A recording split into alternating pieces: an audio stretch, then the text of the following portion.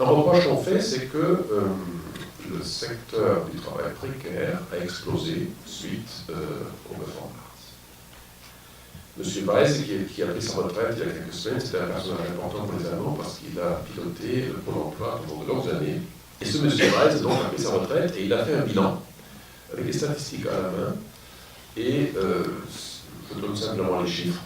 Depuis les réformes Marx, ce qu'on appelle l'emploi précaire a augmenté de 3%.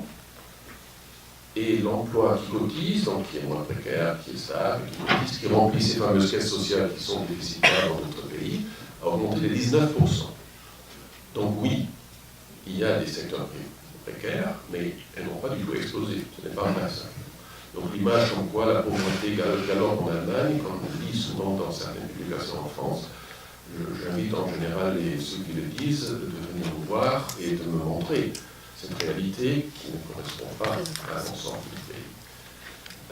D'ailleurs, il y a une semaine, il y a eu une étude sur le taux de satisfaction des Allemands, et là aussi, c'est un fait simplement, jamais les Allemands ont été aussi satisfaits de leur propre sort et du sort du pays.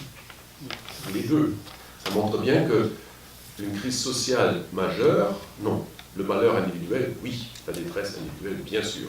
Mais dès qu'on a un système où on peut venir du secteur précaire pour arriver à un vrai emploi cotisant qui permet de vivre, le système peut être défendu. Et on a moins ce problème justement d'investir tout le temps de l'argent public sans que ça fasse un effet d'ascension sociale. Donc ça, c'est le grand défi qu'on a dans tous nos pays, je pense, de à nouveau permettre une ascension sociale. Et dernier mot sur ces réformes Marx, c'était une phrase très simple. Le travail d'abord. C'est une phrase que vous connaissez. Bon. La conséquence était de dire on ne va pas subventionner le chômage, on va subventionner l'emploi. Donc si quelqu'un a un emploi précaire, on va payer un complément de salaire. C'est un choix politique qu'on peut défendre ou qu'on ne peut pas aimer. Mais c'est pour ça qu'aujourd'hui, globalement, ce n'est pas seulement un phénomène démographique, comme on dit souvent en France, parce que le nombre absolu d'emplois est plus élevé qu'on n'a jamais eu.